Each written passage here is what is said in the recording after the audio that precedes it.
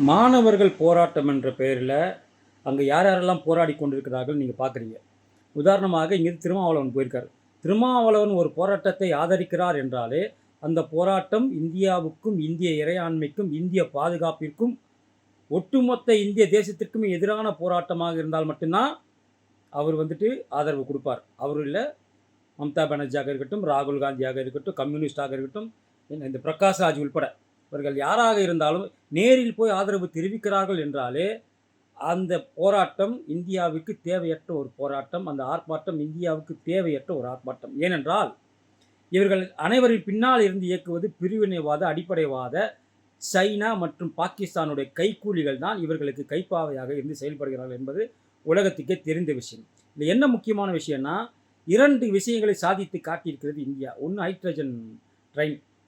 3 நாடுகள் தான் இதுக்கு முன்னாடி பண்ணியிருக்காங்க. 4வது நாடாக இந்தியா பண்ணியிருக்கு. அது மட்டும் இல்லாமல் அவங்களாம் 4 பெட்டி தான் வச்சுருந்தாங்க. நம்ம 8க்கும் மேற்பட்ட பெட்டியை வச்சு நாம் அந்த சாதனையை செஞ்சுருக்கிறோம். இது ஒரு சாதனை. அது வெளி உலகத்துக்கு தெரியக்கூடாது, மூடி மறைக்கப்பட வேண்டும். இப்படிப்பட்ட ஒரு சாதனை இந்தியா செய்தது என்பதை தெரியப்படுத்தக்கூடாது என்பதற்காக இந்த போராட்டத்தை நடத்தி அதை மூடி மறைத்திருக்கிறது இந்த ஊடகங்களும் இந்த பிரிவினைவாத அடிப்படைவாத தேச விரோதிகளும். 2வதாக மேக் இன் இந்தியா திட்டத்தின் மூலம் தனியார் தயாரித்த ராக்கெட் விண்ணில் வெற்றிகரமாக செயற்கைக்கோளை சுமந்து கொண்டு ஏவியிருக்கிறது. இது எவ்வளோ பெரிய விஷயம்! இதுவரைக்கும் இந்தியாவில் நடந்ததே கிடையாது, முதல் முறையாக நடந்திருக்குது.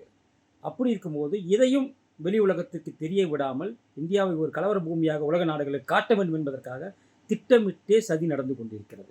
இந்த உண்ணாவிரதம் இருந்தார் இல்லையா ஒரு நபர், அவர் கூட ஏன் உண்ணாவிரதம் இருந்தார்னா சுயநலம். என்ன சுயநலம் என்றால், அவர் ஒரு கிறிஸ்தவ மிஷினரி அமைப்பு வச்சுருந்தாருங்க. அந்த அமைப்பு மூலியமாக ஃபாரின்லேருந்து வரக்கூடிய அந்த ஃபண்டை வச்சுக்கிட்டு இங்கே மதம் மாற்று வேலையை அவர் இந்த வடகிழக்கு மாநிலங்களில் செஞ்சார். அதனால் அவர் என்ஜிஓவை மத்திய அரசு தடை பண்ணியிருக்கு.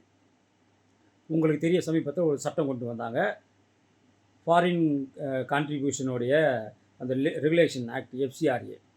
அதை எதிர்த்து தான் அவர் குரல் கொடுத்துருக்கணுமே தவிர, அவர் தேவையில்லாமல் வேண்டுமென்றே உண்ணாவிரதம் என்ற பெயரில் இதை நீட்டை கொண்டு வந்துட்டாங்க, அதை கொண்டு வந்துட்டாங்க, இதை கொண்டு வந்துட்டாங்க. உண்மையிலேயே நீட்டை தடை செய்ய வேண்டுமென்றால் நீங்கள் சுப்ரீம் கோர்ட்டுக்கு தான் போகணும். ஏன்னா இதை 2016 கொண்டு வந்ததே சுப்ரீம் கோர்ட்டு. 2013 வேண்டாம் என்று சொல்லிவிட்டு 2016 கட்டாயம் என்று சொன்னது சுப்ரீம் கோர்ட். சுப்ரீம் கோர்ட்டு சொன்ன அடிப்படையில் தான் மத்திய அரசு கொண்டு வந்திருக்கு. நீங்களாம் இவ்வளோ பெரிய ஸ்டூடெண்ட்ஸு, எவ்வளோ பெரிய வக்கீலாக இருக்கீங்க, நேராக போங்க சுப்ரீம் கோர்ட்டில் முறையீடு பண்ணி தடை வாங்கிட்டு வாங்க. மத்திய அரசு உங்களுக்கு தாராளமாக நீட் தேர்வை ரத்து பண்ண போகிறாங்க. அதை விட்டுட்டு இந்த போராட்டம் என்பதே வெட்டு போராட்டம். இந்த கற்பாம்பூச்சி கட்சி எப்படி ஆரம்பிச்சிங்க? ஒரு சுப்ரீம் கோர்ட் நீதிபதிக்கு எதிரான ஆரம்பித்த கட்சி தானே இது. பாரதிய ஜனதா கட்சி எதிரான ஆரம்பித்த கட்சி இல்லையே. ஆனால் இன்றைக்கி இந்த கட்சியின் பின்னால் இன்றைக்கி பிரிவினைவாத அடிப்படைவாத தீவிரவாத அமைப்புகள் ஒளிந்து கொண்டு இந்த நாட்டை துண்டாட நினைக்கிறார்கள். அதற்கு உதாரணமாக தான் இந்த போராட்டம்.